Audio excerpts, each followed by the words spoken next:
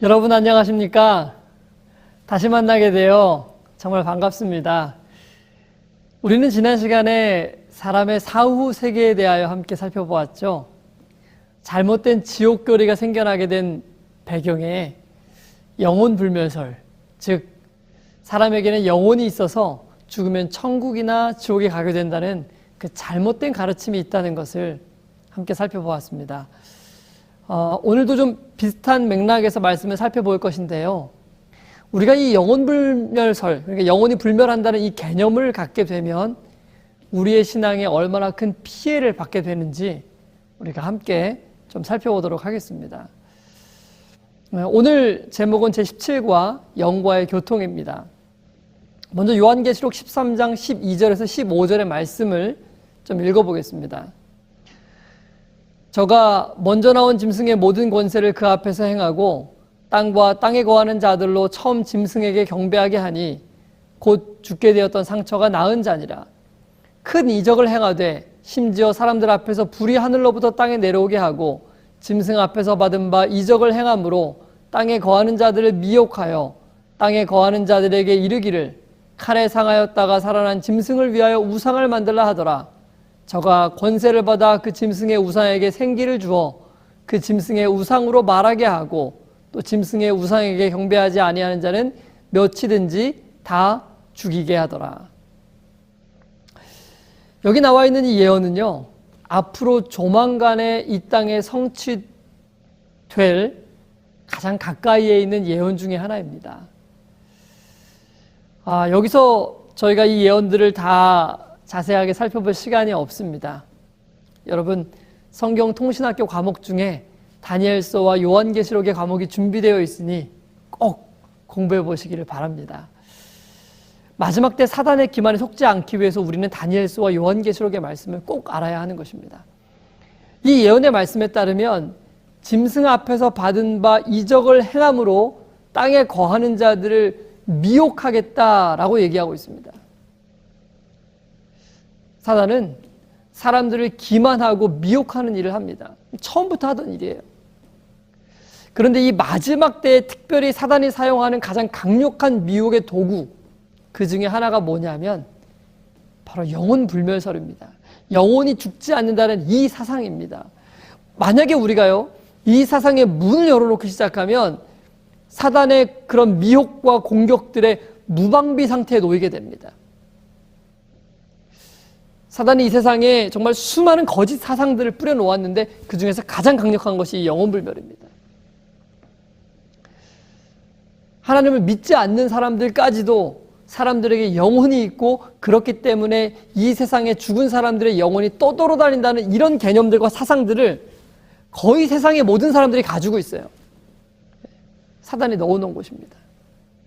우리나라만 예를 한번 들어보죠. 우리나라의 대부분의 사람들이 귀신이 있다는 걸 압니다. 그래서 옛날에 우리나라 어른들이 정말 제사를 중요하게 여겼잖아요. 여전히 그런 분들이 많이 있죠. 예. 왜 제사를 중요하게 여기냐면 죽은 조상들의 영혼이 찾아온다고 믿기 때문입니다. 그래서 조상의 묘를 잘못 쓰거나 제사를 잘 지내지 않거나 하면은 조상들이 우리 집안에 큰 재앙을 가져다 준다고 믿었던 것입니다. 여러분은 어떻게 생각하십니까? 여러분은 정말로 죽은 조상들이나 영혼들이 있다고 생각하십니까? 오늘날도 그런 죽은 영혼들이 우리에게 접촉해 올 수 있다라고 그렇게 믿으십니까? 영혼이 있다라고 생각한다면 그런 영혼들이 우리한테 다가올 수 있다는 가능성을 우리가 믿게 될 수밖에 없겠죠. 이걸 부인하는 것이 매우 힘든 이유가 있어요. 왜냐하면 우리 주변에 이미 죽은 영혼들과 접촉하는 사람들이 많이 있기 때문에 그렇습니다. 우리나라든 다른 나라를 비롯해서 어느 나라에든지 사람 사는 곳에는 죽은 사람들의 영혼과 접촉하는 사람들이 있어요. 한국에서는 그런 여자들을 무당이라고 하고 남자들은 박수라고 합니다. 이제 한국에서 이 내림굿을 하는 데를 가보면 이제 무당이 되는 의식이죠. 한 사람이 이제 무당이 되는 그런 구슬을 하는 곳을 가보면은 실제로 놀라운 일이 일어나는 것을 볼 수가 있어요. 무당이 맨발로 작두에 올라가고 막 춤을 추는데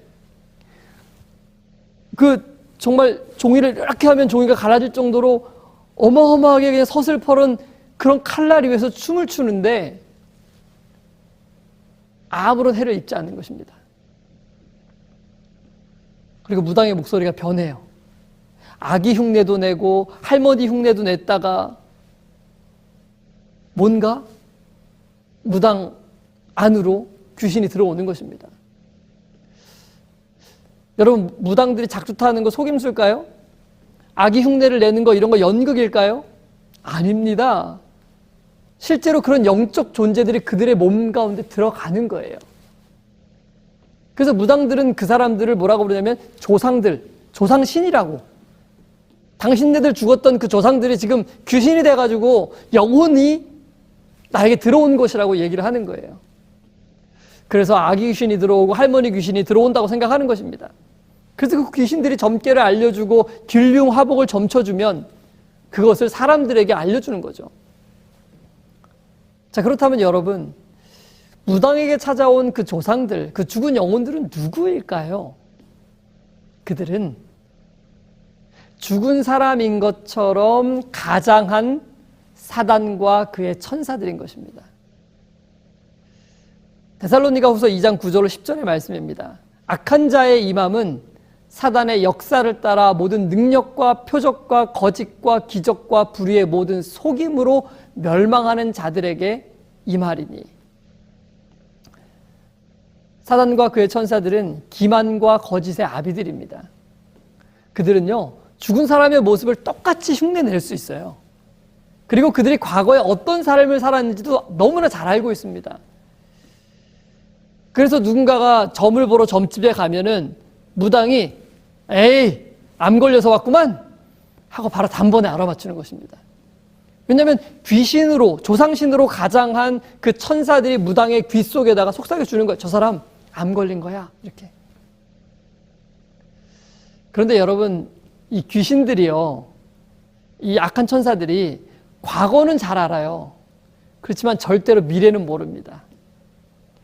여러분, 만약 그들이 미래를 알 수 있다면 무당들이야말로 다 복권에 당첨되어야 되는 사람들 아니겠습니까? 그런데 저는 무당들이 복권에 당첨됐다는 얘기 들어본 적이 없습니다. 우리가 첫 서두에서 읽었던 요한계시록의 예언으로 다시 한번 돌아가면 마지막 때의 사단은 온 세상을 미혹할 것이라 그랬는데 그 미혹하는 방법 중에 하나가 뭐냐면 바로 영혼불멸설을 가지고 세상을 미혹하는 것입니다. 만약 누구든지 죽은 사람의 영혼이 있다는 사실의 문을 열어두게 되면 사단에게 속아 넘어갈 치명적인 너무나 큰 기만에 속아 넘어갈 수 있는 문을 활짝 열어두는 것과 같은 것입니다.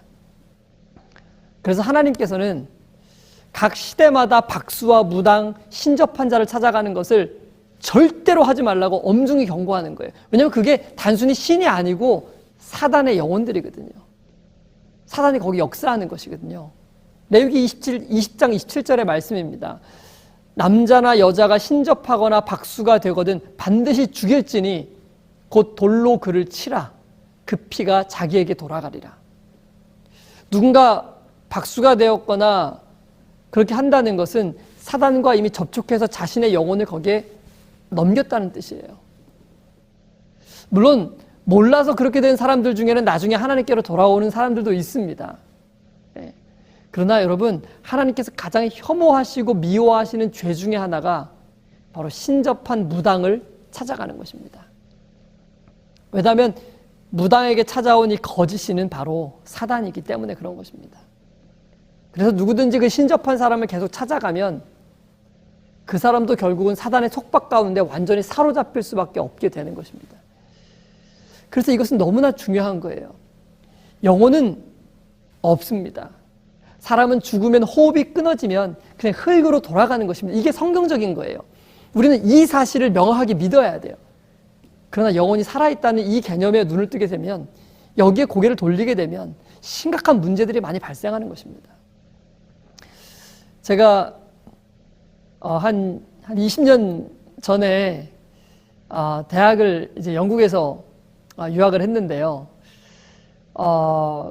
이제 가까운 곳에 저희 학교가 있었던 가까운 곳에 그 엘리자베스 여왕이 한 1년에 2번 정도, 2달 정도 머무는 이제 윈저성이라는 성이 있습니다.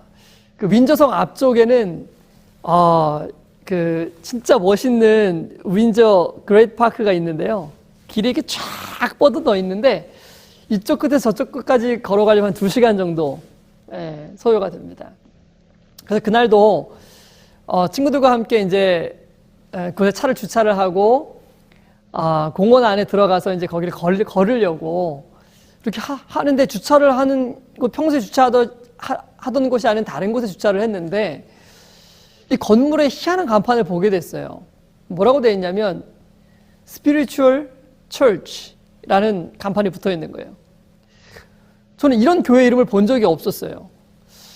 이상하다. 그래서 집에 가서 제가 알아봤더니 이게 바로 강신술 교회인 거예요. 강신술 교회. 뭐 심령술 교회라고도 하고요. 한국말로는. 여기서는 이제 예배드리고 하는 주된 행사가 뭐냐면 죽은 영혼을 불러 올리는 거예요. 그래서 가족을 잃은 사람들, 뭐 가족들이 보고 싶은 사람들, 이런 사람들은 이제 거기를 찾아가면 심령술사를 통해서 사랑하는 가족들을, 영혼들을 만나게 되는 거예요. 미국에서는 한 번은 이런 일이 있었습니다. 어떤 어머니가 이제 아들을 베트남 전쟁에 보낸 거예요. 근데 얼마 안 돼서 아들의 전사 통지서를 받게 된 것입니다.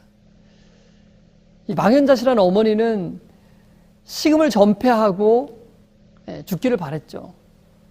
그러던 어느 날 지인의 소개로 이 심령술이 행해지는 그곳을 방문하게 된 거예요.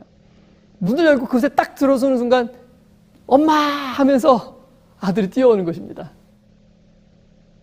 순간 너무 놀랬지만 자세히 보니까 아들 모습 똑같아요. 목소리며 표정이며 모든 것이 죽은 아들과 똑같은 모습 그대로입니다. 그때로부터 이 어머니는 매일같이 그곳을 찾아갔습니다. 그러던 어느 날 초인종이 울려서 문을 열고 나가보니까 그 앞에 아들이 서 있는 것입니다. 아들의 영혼이 집까지 찾아온 것을 보고 이 어머니는 얼굴이 백지장처럼 하얗게 변했습니다. 근데 그런 어머니의 모습을 본 아들의 표정은 더욱 놀란 표정이었어요. 왜냐하면 그 아들은 베트남에서 살아서 돌아온 진짜 아들이었기 때문입니다. 어머니에게 잘못된 전사 통지서가 배달되었었던 것이죠. 여러분, 그렇다면 그 어머니가 매일 찾아가서 만났던 그 아들은 누구였을까요? 성경은 다음과 같이 이야기합니다. 이것이 이상한 일이 아니라 사단도 자기를 광명의 천사로 가장하나니. 사단은 광명한 천사로만 가장하는 것이 아닙니다. 죽은 사람이 살아난 것처럼 꾸며내기도 하고 하늘에서 내려온 모세나 다른 선지자인 것처럼도 얼마든지 행세할 수 있는 것입니다. 여러분, 만약에 오늘 우리 눈앞에 천사가 나타나서 우리한테 얘기를 합니다. 내가 하늘에서 온 천사라고. 그러면 여러분, 그 존재가 진짜 천사인지 알아볼 수 있겠습니까? 하나님께서는 오늘 우리에게 결코 사단에게 속지 말라고 말씀하시는 것입니다. 사단의 거짓말이 무엇입니까?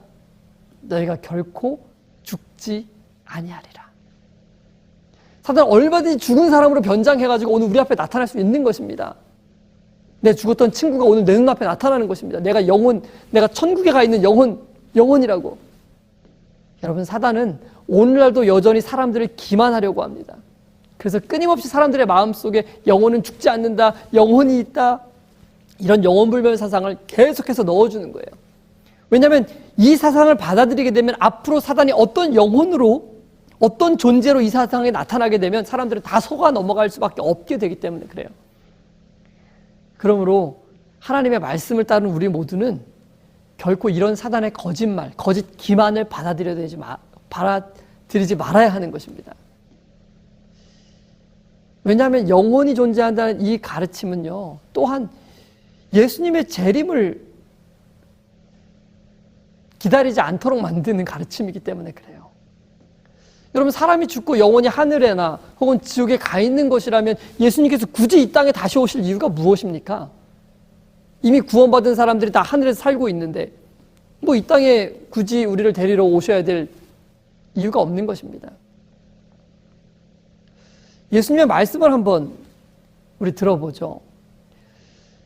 너희를 위하여 처소를 예비하러 가노니 가서 너희를 위하여 처소를 예비하면 내가 다시 와서 너희를 내게로 영접하여 나 있는 곳에 너희도 있게 하리라. 예수님께서는 하늘에 가시면서 다시 오셔서 우리를 예수님께로 영접하여 예수님께서 계신 곳에 함께 살게 하겠다고 말씀하셨습니다. 그런데 사단은 이런 모든 약속들, 이런 말씀들을 무력화시키기 위해서 노력하는 것이죠. 오늘날의 이런 현대 강신술이라고 불리는 이 형태가 주목을 받기 시작한 것은 1848년대부터였습니다. 미국 뉴욕주 하인즈벨에 있는 이 폭스라는 성을 가진 집에서부터 시작이 되었는데요. 그 집에 두 딸이 있었는데 밤마다 이상한 두들김 소리가 들리는 것입니다. 쿵쿵 소리 말이죠. 둘째 딸은 호기심에 며칠 그런 소리가 들렸기 때문에 귀신을 부르면서 벅을 놓고 했습니다. 자, 귀신이면 저를 따라해 보세요. 그런데 신기하게도 따라하는 것입니다. 귀신과의 대화가 시작된 거예요. 귀신은 그들에게 찰스 비 로스마라는 사람이 오래전에 살해당해가지고 이 마루 밑에 묻혀 있다는 것을 알려주었습니다. 그리고 정말 그곳을 파보니까 거기에는 100골의 뼈가 있었던 것입니다. 그때로부터 이 두 자매는 영과 교통하는 사람들로 알려지기 시작했죠. 그리고 각종 이 미디어에 이 영과의 교통하는 어떤 일들이 이제 있기 시작했습니다.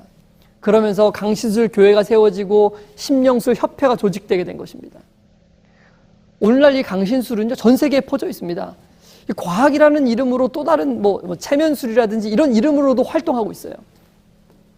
소설이나 영화나 텔레비전, 각종 모든 미디어 매체들은 영혼이 죽지 않는다는 것을 전제로 한 무수히 많은 컨텐츠들을 만들어내고 있습니다. 그래서 모든 세상의 사람들의 생각 속에 영혼은 죽지 않는다, 영혼이 있다 라고 생각하도록 만들고 있는 것입니다. 이게 지금 사단이 온 세상 사람들의 마음속에 영혼이 존재하고 있다고, 영혼과 접촉할 수 있다고 계속해서 지금 그 사상을 주입시키고 있는 과정인 것입니다.